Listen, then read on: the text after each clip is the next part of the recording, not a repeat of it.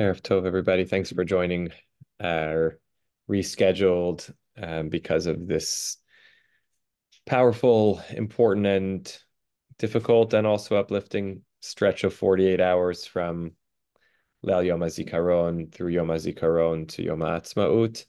And it was wonderful to get to see those who were able to make it to our barbecue this afternoon. And now we're on to the next things, looking ahead to Shavuot and making our way through Sfirat HaOmer. Hence, I thought it would be lovely to look at some of Nechama's takes on the Psukim of Sfirat HaOmer, and as she sometimes does, to move a little bit out of the more narrow exegetical, so to speak, to the kind of ethical interpretations of text. We'll see a little bit of the commentaries that she cites on the spiritual meaning or purpose of Sfirat HaOmer. We're going to do something a little different, and knowing that this is a particularly long essay, I'm going to skip over the first couple pages, but I'll just point to what they are about, and we'll go from a little bit partway through. So let me share my screen. Okay. So this is Emor essay number 5. The previous essay, which she references in the beginning here, discusses the Korban HaOmer, the Omer offering, which was offered Mimachorat HaShabbat, the day following the Shabbat, which is the subject of some debate. There were particular sects who understood that Shabbat as literally the Sabbath, and therefore understood Sfirat HaOmer to always begin on the first Saturday night after Passover begins, and part of a whole different calendrical approach of those communities. And she discusses that here in the beginning of this essay, and analyzes some rabbinic passages that help support the understanding that Shabbat actually means Passover, which is not obvious, but it's less difficult than it seems. Rabbi David Silber pointed this out in a shiur he gave a couple weeks ago, on Pesach, actually, just as we were starting to count the Omer, that if you read through, in fact, this very section, our Parashah in Emor, Vayikra chapter 23, in we call Parashat HaMoadim, the portion of about the holidays, you see that actually Shabbat appears much more than you would expect, not just describing the Sabbath, but describing other holidays, not only Pesach in a sense. So the idea of Mimacharat HaShabbat referring to the morrow of the festival being the first day of Passover,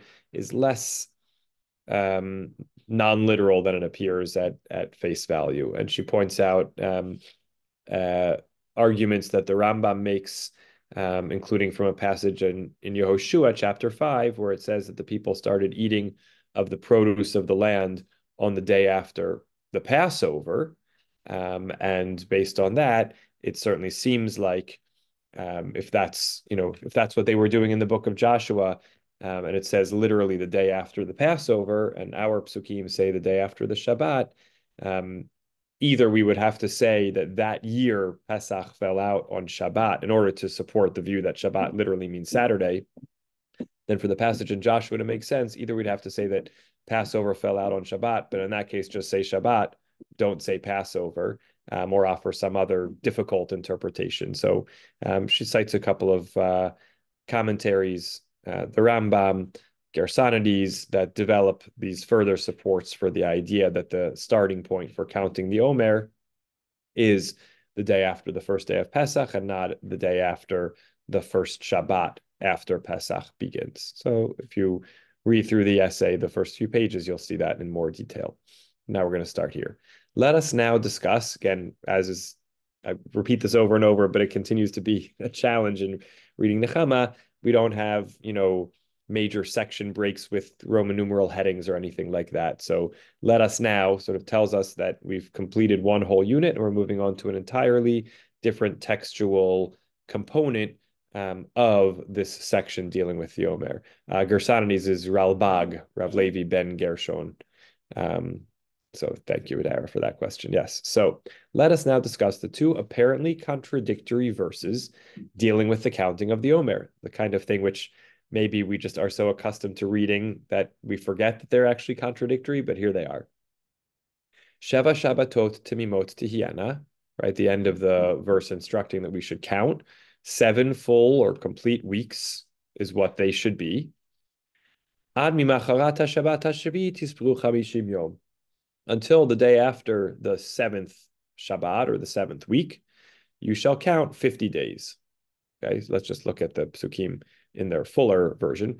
Count from the day after the Shabbat. Again, we're calling that the day after the first day of Passover, from the day you bring the Omer offering, wave offering, 7 full weeks, until the day after the 7th week, you should count 50 days and offer an offering of new grain to God. So she doesn't say right there what the obvious contradiction is, just that there are apparently contradictory verses, and they seem to be Sheva Shabbatot, 7 weeks is 49 days. But here it says Tispru Chamishim Yom, you should count 50 days. So how many days of the Omer do we count? Rashi offers two solutions. We have to take our time to read this and understand what Rashi's saying. Until the morrow after the 7th Sabbath shall you number. That's Rashi. That's we call the Dibor HaMatchil. Rashi quoting the fragment of the pasuk that he's commenting on. Count until, but excluding the morrow, etc. That is 49 days. That is then on the 50th you shall offer a new meal offering to the Lord. However, this is a midrashic interpretation. What's the midrashic interpretation? I think it's easier if we see the psukim. Count from the day you bring the offering, Sheva Shabbatot Timimot Tiyana, 7 complete weeks. Ad mimacharat Shabbat Hashavi'it, Tispiru, until, but not including, the day after that 7th week, shall you count. So count 49 days, up to, but not including day 50. Chamishim Yom, v'hikravtem mincha chadasha ladonai. Come the 50th day, you shall offer a new grain offering to God. Okay, so count until but excluding the morrow. That means 49 days. And then on the 50th, Chamishim Yom, you shall offer a new meal offering to the Lord. However, this is a midrashic interpretation. The simple sense involves a textual transposition. That is, until the morrow after the 7th Sabbath, which is the 50th day, shall you number 49 days. Meaning, until the day after the Sabbath, 7th Sabbath, 50 days, until the day after the 7th week, 50 days, you must count. And then you should bring an offering of new grain to God. The English translation here does that automatically. But the point is, we're taking the word tisperu, you should count, and moving it to the beginning, or, yeah, really to the beginning. You should count until the day after the Sabbath, until the 50th day, the day after the 7th Sabbath, until the 50th day, and then offer a grain offering to God. Okay, so moving the you shall count and still reading up to and not including the 50th day. Hope that was clear. Both explanations interpret Chamishim as an ordinal number, 50th. However, Midrashic reading ignores the accents and already in the heading relates 50 days to, and you shall offer a new meal offering to the Lord, right? So she's saying this Midrashic interpretation puts the Chamishim Yom, 50 days or 50th day, with and offer a new grain offering to the Lord. That ignores the accents. By accents, I think she means the trup, the cantillation notes, because in the cantillation notes, you shall count 50 days has a strong pause after it. And that's against the Midrashic reading Rashi is suggesting, which is puts the 50 days you shall offer a new grain offering to the Lord together. The second explanation, though affecting a similar transposition, leaves 50 days in the same clause as shall you number. So that one again reads, get right back there, you shall count up until the day after the seventh Sabbath, that is to say, up until the 50th day. So the 50th day stays in the first half of the verse, but has to be moved around. Several biblical specifications which appear out of place require such transposition. And she gives us a couple of source references. In other words, to say that what Rashi calls the pshat reading, the plain sense, which requires transposition, requiring transposition is not such a big deal. That happens sometimes. Requiring shifting the 50th day over to the second half of the verse, that's a little less common. However, she continues, Rabbeinu Asher, the Rosh, rejects at the end of Psachim paragraph 40 Rashi's explanations and offers a very simple solution. Okay, so she's bringing to us a debate between Rashi and the Rosh. And the Rosh is does not have a biblical commentary, as far as I can recall, but has a commentary on the Talmud. And there, in the discussions of some of the laws of counting the Omer, cites Rashi's interpretation and engages with it. In answer to the question, this is now the Rosh, again, from the end of Tractate Psachim, it's Talmudic commentary. In answer to the question why we count only 49 days and not 50 as stated in the Torah, right? As stated in the Torah, because the plain sense of the verse seems to say, Tisperu chamishim yom, you should count 50 days. So you might ask, why do we count 49 and not 50 as stated in the Torah? Two questionable explanations are offered. So the Rosh already tells us, I'm going to cite two interpretations. They're both a little shaky. The first, until the morrow after the seventh Sabbath, which is the 50th day, shall you number. That was Rashi's second interpretation. The Rosh cites first. Or 50 days is read with, and you shall offer a new meal offering, etc. But the counting shall be done until but excluding the morrow, etc. And on the 50th day you shall offer a new meal offering to the Lord. What Rashi called the midrashic interpretation, which involved moving the 50 days to the second half of the verse. In my opinion, there is no need for such tortuous interpretations. And the solution of the problem is very simple. Since the Torah states 7 complete Sabbaths, 7 complete weeks, only 49 days have to be counted. Okay, so we're preferencing the first of the two verses for the Rosh. It says Shabbat Shabbatot Timimot Tiyena. That's what we were told to count. That's 7 full weeks. That's 49 days. Now we have to do something with the 50. As for you shall number 50 days, it poses no problem, since it is common to find in the Torah rounded off numbers, as in all the souls of the house of Jacob who came to Egypt were 70, though there were only 69, or 40 stripes he should give him, whereas 39 is the maximum. So the Rosh's elegant solution is you have 49 right next to 50. 49 is precise and 50 is rounded. You could I don't find it extremely compelling, even though it is true that the Rosh quotes other examples of things that, seem to be off by one, which we might call rounding. But it's an alternative take. Sheva Shabbatot Timimot Tiyana. That's all Nechama wants to say about that, leaving us with Rashi's two interpretations and the Rosh's third interpretation, and the challenging seeming discrepancy between whether we count 49 or 50. Now, Sheva Shabbatot Timimot Tiyana. We see here now we sometimes get a sense of what she's talking about by what she bolds, right? So in the previous, it was Sheva Shabbatot. She's focusing on the 7 weeks as opposed to the 50 days. Now what's bolded is Sheva Shabbatot Timimot. 7 complete weeks or Shabbatot shall there be. After commanding us to count 7 weeks and later stating until 50 days, what is the meaning of complete?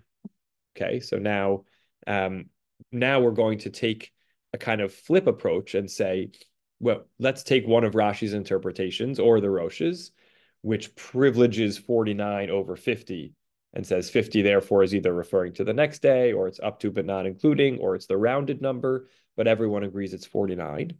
Or I should say more precisely, everyone agrees it's 7 weeks. But if we already know from the 50 that you go up to 50 but don't include 50, then we know that the 7 weeks are complete. because we already know we're stopping at 50. That means it's 49. That's 7 complete weeks. Why do we need the word complete? Should have been sufficient to say Sheva Shabbatot Tihiena. Let it be 7 weeks and count up till but not including the 50th day. Then we know it's 49 full days. It's 7 complete weeks. Without that information, without up to 50 or complete, when we hear 7 weeks, we might think we only need to count 43 days, 6 complete weeks, and 1 day of a 7th week. That's already the beginning of a 7th. Maybe that should be enough to count into 7 weeks. It's the old debate about people waiting between after meat. Do you wait 6 hours? Do you wait into the 6th hour? What is it? What needs to be complete or just the beginning of? So this is a fair textual question. Once we have up until 50, then the Sheva Shabbatot doesn't need to say the word Timimot, complete. Citing our sages, Rashi gives a halachic answer. Sheva Shabbatot Timimot, complete shall there be. Hence the counting must begin in the evening, for otherwise the weeks would not be complete. When we say complete, we already know from the context that it means 7 weeks of 7 days. But now what the word complete is adding is that the each week is complete by virtue of the fact that you start counting at the earliest possible time. We always have a question when we're thinking about a Jewish day begins at the night, but is it, does it have to be a full day or not, or could it begin in the morning? Beautiful comment, Bracha, about Timimot having Mayim at its center and something more flowing and natural. Beautiful, beautiful. See if we come back to that by the end. So the completeness here refers to the fact that from the very beginning, we're counting at the beginning of the day, that is the night, to make these weeks complete. Somewhat puzzling is the Midrash in Vayikra Rabbah 27:3. Rabbi Chia taught, Sheva Shabbatot Timimot Tiena, 7 complete Sabbaths shall there be. When are they complete? When Israel fulfills God's will. I'll let her say this. This is rather perplexing. Israel being commanded to count, where does the divine favor come in? The Midrash implies that doing God's will be rewarded by the completeness of the weeks, and that they will be incomplete unless Israel merit it. Will, as a consequence, the time span be reduced? The Midrash commentators interpret complete in terms of quality, not quantity. Okay, so we're understanding what does it mean to determine something as complete based on fulfilling God's will? What kind of completeness will that be? It's not at all clear, but we've certainly shifted in some way to a broader, mitzvah framework sphere, and now we're not sort of merely quantitative. She says, thus also Rabbi Zev Wolf Einhorn, commentator on the Midrash Rabbah, since the Torah states, shall you number 50 days, the expression complete evidently does not refer to the requirement of counting 7 times 7 days. That was what she explained at the outset. Furthermore, Timimot, therefore complete, which has to mean something else, implies the absence of any defect or shortcoming. Hence, complete refers to the quality of the crops. Accordingly, the crops will receive ample dew, and the ears will be full and sturdy. So we have this idea, Sheva Shabbatot Timimot Tiena. If we are fulfilling God's will, then these 7 weeks, which we know are full weeks from the fact that it says up until the 50th day, will be blemish-free weeks, in that the quality of our agricultural experience in this critical time when we are shifting from the barley harvest to the wheat harvest, wheat being the essential staple for our sustenance to a certain degree, will be successful. Citing Rabbi Shlomo Pappenheim, and it's worth reading this footnote, in his Yeriot Shlomo, he analyzes the differences between synonyms. That's an amazing commentator's contribution, because we are always wondering that. You see 2 words in the Torah that seem to say the same thing. What's actually the differentiation between them? So that's what the Yeriot Shlomo does in his work, and the author of the Ketava Kabbalah quotes him extensively. He was a Dayan in Breslau.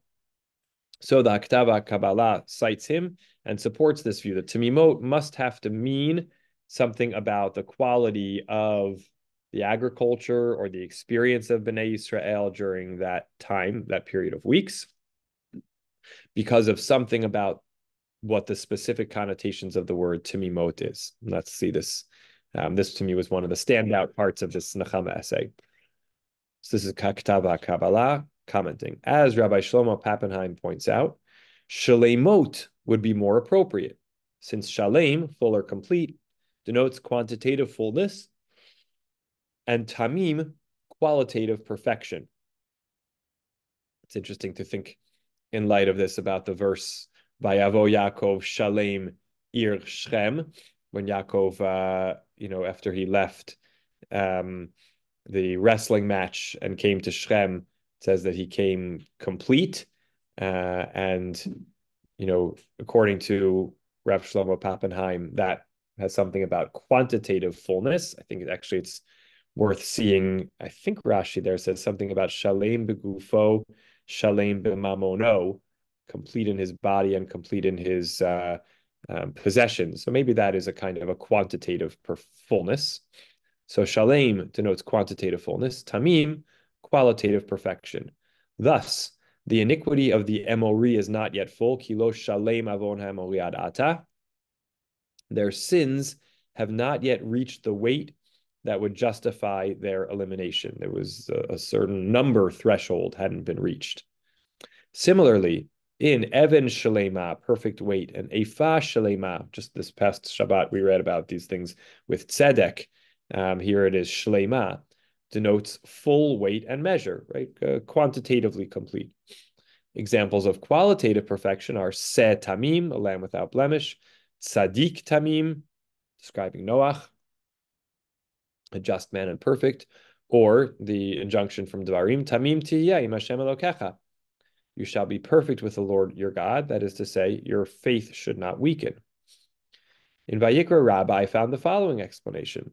Rabbi Chia taught 7 complete Tamimot Sabbaths shall there be. When are they complete Tamimot? When Israel fulfills God's will. This homiletic interpretation is based on the use of Tamimot instead of Shlemot in the text. Now, this is a very good type of analysis because we are a little bit bothered by the question, what's bothering the rabbis that they see the need to interpret differently? One approach is what Nechama laid out at the beginning. Because it already says until the 50th day, then I know that the weeks are complete in number. So what is Tamimot adding? Here, you don't even have to go that far. You can just sort of say the normal word for complete weeks is Shlemot. So why does it use Tamimot? And this Midrash is addressing that question. Whereas the latter, Shlemot, implies quantity, the former, Tamimot, signifies quality. Our sages carefully analyzed the text. Thus, the quality, as well as the number of the days, is important in the counting of the Omer, right? That these be days of our exhibiting wholeness or fulfilling God's will, so that they will be days of agricultural wholeness in some way. Earlier on, he states, this is the Ketava Kabbalah, and you shall count for yourselves, implies introspection and stock taking, maybe cheshbon hanefesh, in order to choose the true good. Just as one carefully examines the amount and integrity of the money he receives, so as to avoid deficient or counterfeit coins. Thus also when counting the 7 weeks, he must make sure to complete the number and preserve the quality of each day, that they may not detract from spiritual integrity. Hence the expression Tamimot, which refers to spiritual integrity. So we sort of have a kind of interplay here. When we say Usfartem lachem, count for yourselves, anticipating that we're going to describe the counting of these days as being Tamimot. So it tells us that the counting is kind of both a physical completeness and a spiritual integrity. Okay, now we're going to come to the last part. We now come to the principal question of the reason for this odd precept observed to this day solemnly and piously every evening of the 7 weeks. Some of the explanations seem at first sight rather prosaic. Okay, so just to summarize up until now, we dealt with the question of how do we understand 49 days and then, or 7 full weeks and then 50 days. We had two interpretations of Rashi. We had one interpretation of the Rosh, all of which took at face value, given that that's the halakhic practice, took at face value that the counting is 49 days and then tried to understand what 50 could mean, up to but not including, or 50th day for the sacrifice, or rounding to 50 after specifying 49. Then we had our second question dealing with Timimot. Once we say that it's up to 50 days, then we know that the 7 weeks are complete. So what does the word Timimot add? And one possibility was Rashi's, that the days are Timimot or the weeks are Timimot by starting at night, not waiting till the next morning. And then the Midrash kicked off this analysis of Timimot as qualitative, that there have to be weeks that we really have spiritual wholeness and integrity to them. Okay. Now we want to know, taking a step back, looking at the big picture, why do we do this counting? Rav Yaakov bar Asher, the Rosh, writes in his Tur HaAruch, and you shall count for yourselves. Some attribute this precept to the people's preoccupation and absence from home at harvest time, so that they would miss the official emissaries who came to announce the day consecrated by the great Sanhedrin as beginning the new month. Hence the commandment to count the days and to do so in the evenings and not during the day when people are busy. Okay, so a really interesting take, which again, we understand this is something which sounds prosaic at the face of it. Because it's harvest time, people are in the fields, they're preoccupied with the harvest, they're not paying close attention to what day it is, to what's going on. They're not checking the mail. And when the official emissaries come, who were sent out by the Sanhedrin to say when the new month is, they're going to just miss them altogether. So therefore, they have to keep track of the days on their own, and in particular, count at night when their minds are a little more freed. This is rather astounding. Does this precept merely substitute for a pocket calendar? Indeed, the fixing of the calendar plays a pivotal role in Judaism, as is evident in the confrontation between Rabbi Yeshua and Rabban Gamliel regarding the intercalation, the leap month. According to Rav Shimshon Raphael Hirsch, the Jew's calendar is his catechism.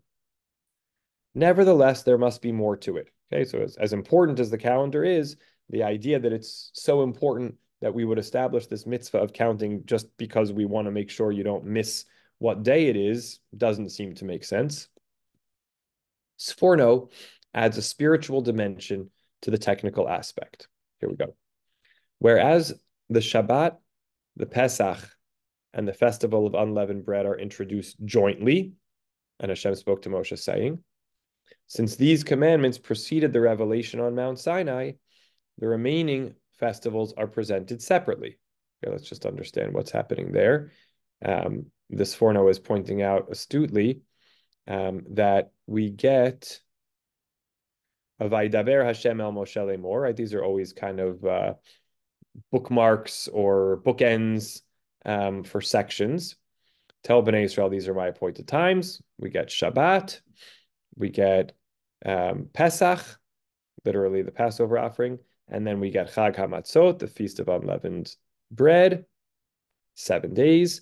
And then we get a new Vaidaber Hashem al Moshe Emor. Hashem spoke to Moshe saying, tell them all about the Omer. And from there we go on, counting the days, having Shavuot. Then we get another Rosh Hashanah, Yom Kippur, etc., in yet a separate section. So Pesach, Chag HaMatzot, and Shabbat are in their own unit. And so the remaining festivals are presented separately. The Shavuot festival is introduced with the Omer. And we got the reason for that, which is those first three things, Shabbat, Pesach, and Chag HaMatzot, predated Har Sinai.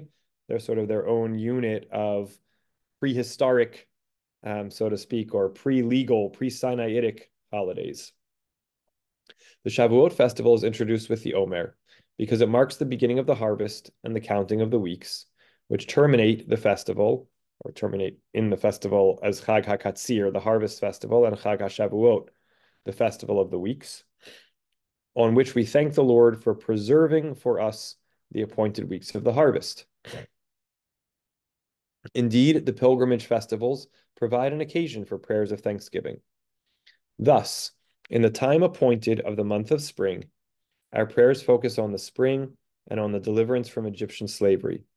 And since the success of the harvest depends on weather conditions between the beginning of the spring and the harvest, as it is stated, who keeps for us the appointed weeks of the harvest, the Omer is offered as thanksgiving for the spring, as one would offer the first fruits of a field to its proprietor, whereas the accompanying sacrifice represents a prayer for the future. Thus, the counting of the days symbolizes the daily prayer, the harvest festival, our gratitude for the successful crops, and the feast of ingathering, in thanks for the ample produce. So we get a lot here, but essentially the idea that we have our pre-Sinai Chagim, and then we have our post-Sinai Chagim, which are linked to these agricultural moments, which are meant to awaken us and our consciousness to thanking God for the harvest that we have. And we want to do that actually and kind of preserve that consciousness on a daily basis during this critical period of the harvest. Thus, the Omer counting reminds us of our duty, this is back to Nechama, to pray and thank the Lord. But then, ought we not count every day in gratitude for our very existence, a function of divine grace? And in a sense, yes, this may be the meaning of Limnot Yameinu Ken Hoda, Benavi Levav Chochma, from Psalm 90, Tefillah LeMoshe, teach us to number our days, right? So she sort of points out, in a sense, there is a teaching about the idea of kind of counting every day / making every day count. And her question is, isn't that actually appropriate? If, there's always something to be thankful for, there's always something to ask for, so we should mark and count every day. We discern, therefore, a more sublime motive for the counting between Pesach, commemorating the Exodus from Egypt, and Shavuot, when we celebrate the giving of the Torah, right? If it's agriculturally connected, there's always something to pray and thank for agriculturally. So maybe there's something more particular to this period from Pesach to Shavuot that we want to be zeroing in on.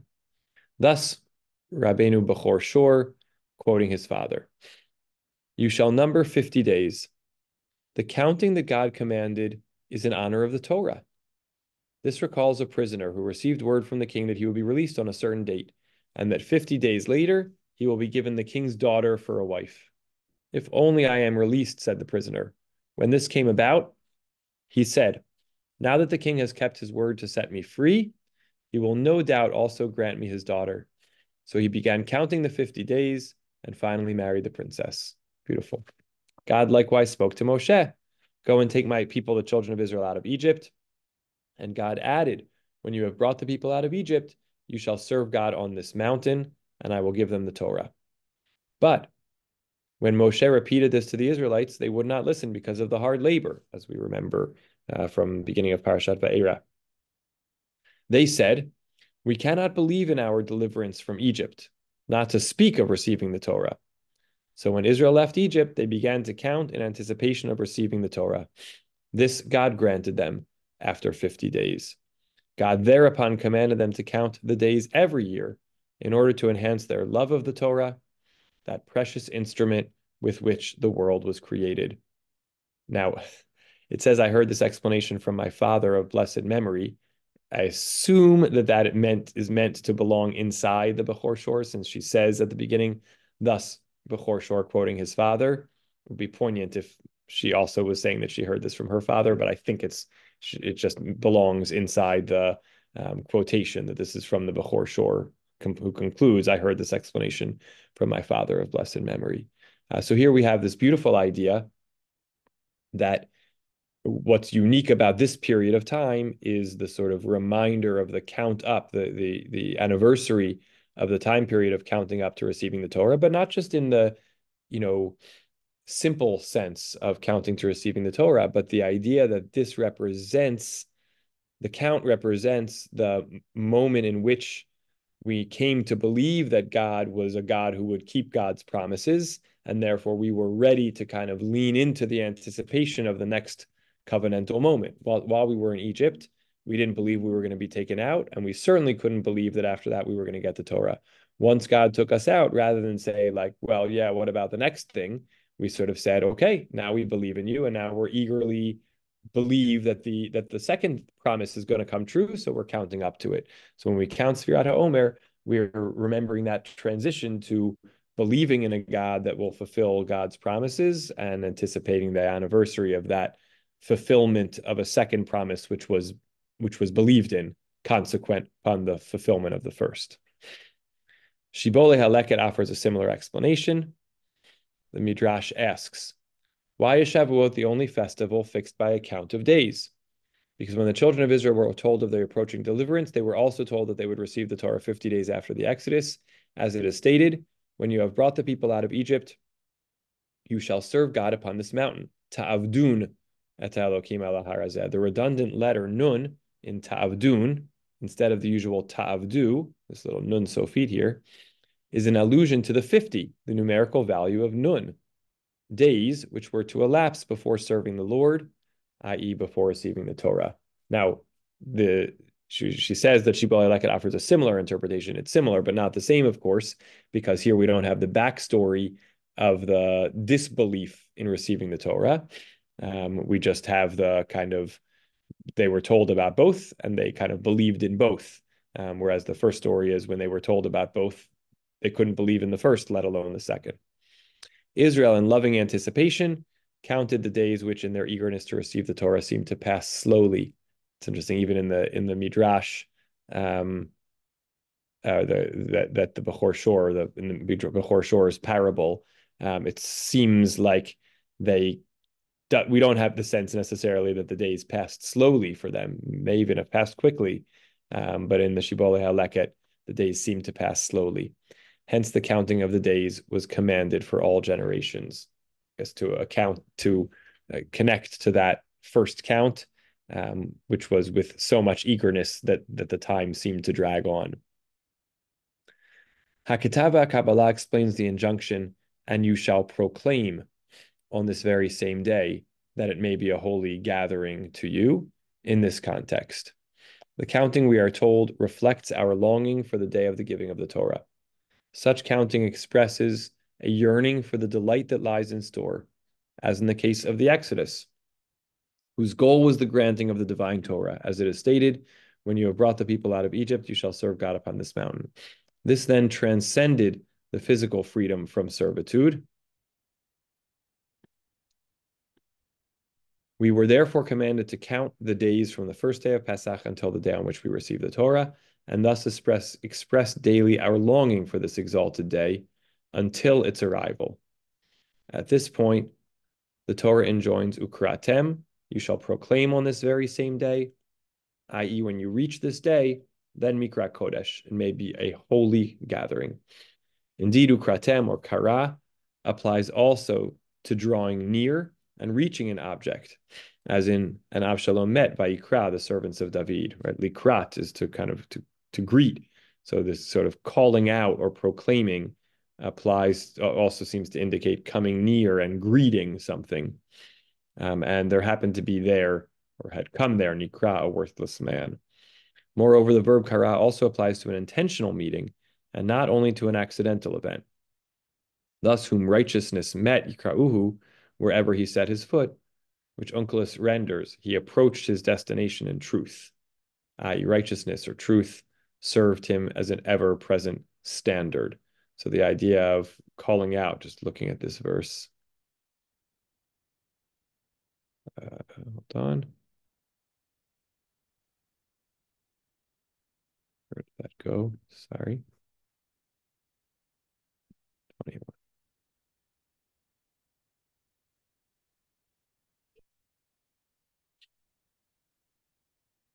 Yeah, the description of Shavuot, after describing the counting of the days, bringing the offering, and ukratem be'etzem hayom hazeh mikra kodesh yeh lachem, the sort of special language of proclaiming that day. So the idea of the proclaiming, indicates the eager anticipation of a day which is drawing near and one which is drawing near with intentionality.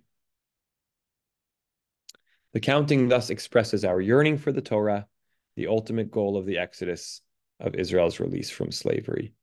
So she develops for us here in this last section a sense that the purpose of the counting is, not just keeping track of the calendar in the busy agricultural season, but also very much about recalling, reenacting the period of eager anticipation for receiving the Torah, not just on its own account, but because our exodus had come true. We were then sort of able and ready to lean into counting up towards, from a place of faith in, the idea that that second phase, which was, as she points out a number of times, always built in to the original promise of redemption, that second phase of receiving the Torah would come true, whether we imagine it going slowly because we're so eager for it to come, or fast because we're so excited for it. Could imagine it either way. But that's sort of the focus of the counting. Although I will say I really like the first explanation as well, that it is kind of about the Sforno's point, I believe it was, that it's about kind of a consciousness of blessing, agricultural blessing throughout this period, which is a particularly intensive period of anticipation and anxiety about how our crops will come out. That was a lot. Questions, comments? Does it map anything helpful onto your own experience of Sfirat Omer? I think it's in our house, kind of staying in the count is the sort of main activity. Making it through. So just that sort of the attentiveness to a daily mitzvah that's not part of the rest of the year. And I would say in our house, the fact that the implication of complete is that it has to be, the mitzvah begins, and therefore the ideal time for performance is at night, intensifies the challenge, because various ones of us go to bed at various times of the beginning of the night. So that's sort of another aspect to it. But I think certainly having this, 7-week period to kind of fill with content, whether it's, consciousness of agriculture, praise and requests, or, eager anticipation of the Torah and recounting and reliving this sort of second promise, either one is very, I think, very, very rich. All right, great. I'm delighted to see 4 hands. We'll go Bracha, Dara, Dad, and Lance. Go ahead, Bracha. Yeah, I mentioned in the chat that something that strikes me is the visual of counting up leads to the shape of the mountain where the Torah and connection with Hashem was offered. So the sort of, imagining ourselves like on an incline, kind of maps out the climb up Har Sinai. Beautiful, beautiful. Dara, go ahead. Yeah, so once you mentioned the idea of the mitzvah of Aliyah Regel, so then it made me think back about the part about like the concern about missing the emissaries that would announce Rosh Chodesh. And so then it made me think that the other, excuse me, the other Hagim are in the middle of the month, and then this one doesn't even have a fixed date. So and there's 2 Rosh, I guess Rosh, Rosh. How would you say that? 2 Yeah, Roshei Chodashim, I Rosh guess. Chodeshim, within the Omer period. So then it made me wonder if it had any connection to that. Since it's early in the month, it's like this, it ends up falling on this 6th day of Sivan, even though it doesn't have a fixed calendar date according to the Mikra. So, Mm-hmm. but if there's the mitzvah behind that they're supposed to be, aliyah, if they're supposed to be doing aliyah regal, there, and then that requires preparation. Meanwhile, you're saying that they're busy with the harvest, so that it just made me wonder about that, if that it was connected. I don't know if I got the whole thing, Darius. Just to say it, summarize it again one more time. Excuse me. In other words, that like I wonder if it gave more credence to the idea of the concern of missing the emissaries of Rosh Chodesh, because first we had two Rashi Chodeshim in this.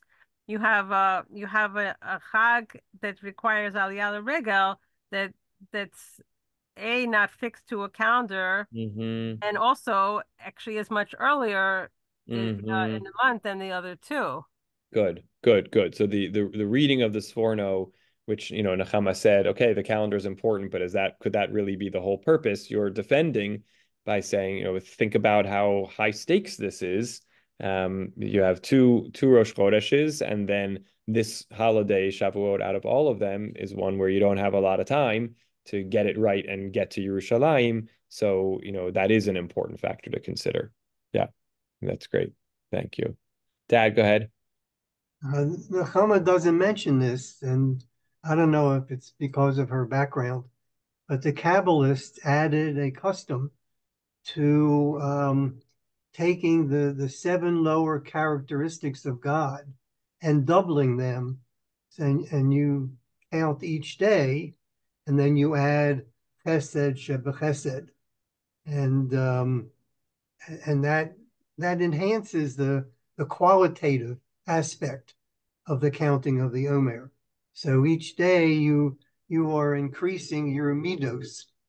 And what's interesting is those characteristics are called sephirot. Mm-hmm.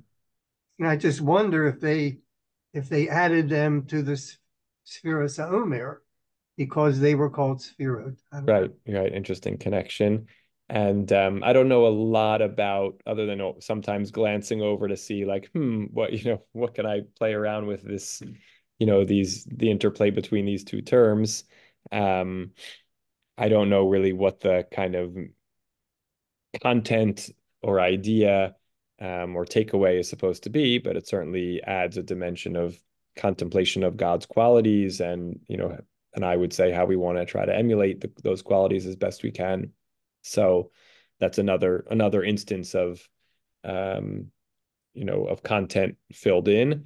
I guess what I agree with you that it might be that she didn't include it because Kabbalah was not her thing. We have certainly not seen much of that at all. It might also be because those could go in any 49-day period, right? She seemed to be interested in why these days from Passover to Shavuot, and in principle, any 49-day period. I mean, I'm sure the Kabbalists have something to say about how they particularly occupy this season agriculturally or historically, but in theory, the Sefirot could fit into a 49-day count any time of the year. So that might be another reason why she didn't include those explanations, because they didn't sort of add specificity. That was sort of her term. But great. Thank you. Lance, go ahead. Okay, I'd like to read for you chapter 5 of the book of Joshua, verses 10, 11, and 12. Encamped at Gilgal on the steps of Jericho, the Israelites offered the Passover sacrifice on the 14th day of the month toward evening. Now, Rabbi Stephen, what Pesach obviously means Pesach, but what is sacrifice here? Arba'ah? I have to look at Arba'ah is the fourth. Arba'ah Asar would be the 14th. Okay, so Vayasu, where is the word for sacrifice in? I have to open it to confirm, but I assume it's that the word Pesach, which has a lot of different dimensions to it, can mean the Passover sacrifice. So it's one of those situations where one Hebrew word translates into two English words. Okay, good. So now let's go to the next verse. On a day after the Passover offering, here we come to Mimacharat Yes. as opposed to Mimacharat Shabbat, right? Mm-hmm. And this is, I guess, for me at least, one of the keys of this tremendous controversy. And I think the complexities are overwhelming because the Samaritans and the Karaites and the Yemenite Jews and the Ethiopians, and I suspect the Nigerian Igbo, they differ from the rabbis in having basically Shavuos on Sunday. Is that correct? Yes. Okay. So now let me say that on the day after Passover, on that very day, they ate of the produce of the country, unleavened bread and parched grain. Now, here's something interesting. My understanding is that matzah can refer to either wheat or barley. Is that correct? That's an interesting question. I kind of think the answer is it depends, in the sense that the matzah we eat nowadays can come from any of the five grains: barley, rye, oats, wheat, and spelt. I'm truly not. I imagine that in biblical times, the matzah that they ate came from wheat, because my sense, uneducated sense, is that from rabbinic sources, is that barley was fed to animals more and wheat was human source more. So while it's certainly possible that matzah could be barley, my hunch is that it was wheat. Right. So, but unleavened bread is hard, right? The problem is that the Samaritans, the Yemenite Jews, and I think the Karaites eat a soft matzah, which makes sense as barley. Anyway, here's the key right here. On that same day, when they ate of the produce of the land, the manna ceased. That's the key. The manna ceased. The Israelites got no more manna. That year, they ate of the yield of the land of Canaan. Now, Yes. Rabbi Sachs points out that up until this time in the desert, God has, since the very beginning, and there's a moment in which he creates the manna very early on.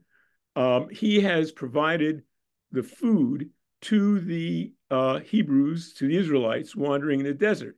Now, at this moment, which is known after the 5 books of Moses, suddenly or magically, the manna ceased. And the Israelites got no more manna. So what Rabbi Sachs says is, up until this time, God has been providing the Hebrews with food. After this point, the Hebrews, the Israelites, human beings, however you want to look at it, are now going to work the land themselves. This is analogous to the Garden of Eden, right? Where Adam is suddenly kicked out and he has to work from his brow and so on and so forth. Now, the most interesting thing here is immediately following this mention of the manna, the book of Joshua completely drops the whole thing and moves into the encounter of Joshua with the Sartzavah Elohim, or Adonai, right? Who is that? The captain of the hosts, right? Mm-hmm. Okay, so now where in Joshua, in this moment, the Hebrews, the Israelites come into Canaan, they sacrifice, or however you want to look at it, they have Pesach, right? And where is the feast of unleavened bread? What happened to it? It's gone. Where is the Sfirot HaOmer? Gone. Where is Shavuot? Gone. It's all gone. The only thing that matters is this determination, in my view, anyway, determination of the manna. Now, what does this mean? For me, at least, it means that there is a duality here. And the duality is God is basically in charge. And on the other hand, the rabbis, if you will, think of the oven of Aknai. That's another key. The oven of Aknai, in which the rabbis completely disregard what God said. God says, hey, he makes a miracle. The rabbis don't believe that. They could care less. The rabbis are in charge. Human beings are in charge. That's what counts. Now, for me, if you're going to have monotheism, real monotheism, then God has to be embedded in the world with human beings. See what I'm saying? Rob, Stephen? I got a lot of the pieces without a doubt. I don't know if I got the whole thing, but I'm digesting it all, and I think it's interesting. I don't. One thing just to comment on an initial reaction is, it's always a fascinating question about what's included and omitted. The absence of, further discussion of Passover, Shavuot, etc., could mean something about their non-observance, or it could just mean that they weren't, noteworthy that year to make the narrative. But yes, I think the focus on, I certainly agree with you that the emphasis in that story is about the cessation of the man and the massive transition into human responsibility / partnership with God that was taking place there. So I thank you for that. And appreciate that's going on in the chat as well. Beautiful comments. And Ruth, it's a tremendous delight to have you join us. And if you can unmute yourself, I would love to hear what you want to share. Hi. Thank you so much. I'm usually rehearsing klezmer and jazz this hour, but not today. So good to hear you all. And I can't go as far as that last subject is so big, but there is something about sevens are within what we're able to count. And then when you go past seven, it's like going past the 7 days of creation. It's like beyond the beyond. And people talked about it. I've heard wonderful dashim from you and from Dr. Vitin and from a lot of amazing people about Sukkot and having that extra day that's beyond. And Rev Shlomo Carlebach talked about it too. A day that's beyond the seven. And so I think that's partly why, even though we have to go beyond what we can do, but it's commanded in a way where first we do what's within what we can do, and then we try to go past it. But I want us to also remember the other kind of counting, because like the fullness, I love how you were emphasizing all these rabbis reminding us of the fullness within which we should count. And people work so hard in the fields when they're harvesting, and you can almost be desperate if there's any worries or any poverty or anything, but also make sure that the poor that they get the pace of the field. Like, to make it count, you have to have it count uncounted. There's only a few things that are uncounted, and the that are mentioned, and you could probably mention what the others are. I would love you if you do, because I don't always remember. But the corners of the field for the poor are one of the things that you don't count. Mm-hmm. But they're from the barley. I mean, I'm a Ruth. In the barley harvest, they left the corners of the field, and then that's the very thing with which we praise God. And because gathering is an important part of for people and for the land and for the harvest. So yeah, that's something that we're supposed to be also learning. I'm not putting it very clearly, very well, but I didn't want it to be we should drop the fruits that people can have, but we shouldn't drop that paying attention. That to pay attention to the literal physical harvest and the people that need it, that don't have a big store of grain from last year and all that. So I wanted to mention that. But what are the other things that are not counted? There's something in Pirkei Avos about there's 3 things that go beyond counting. And wow. One of them. Oh, Elu Dvarim She'ein Lahem Shiur. Yes, yes. Sorry, it took me a minute to figure out what you're referring to. Yes, I got it. The things that don't have any measure. Peah, Bikurim, first fruits. Rayon, that's the pilgrimage festival offering. Gemilut Chasadim, act of love and kindness. And Talmud Torah and Torah study.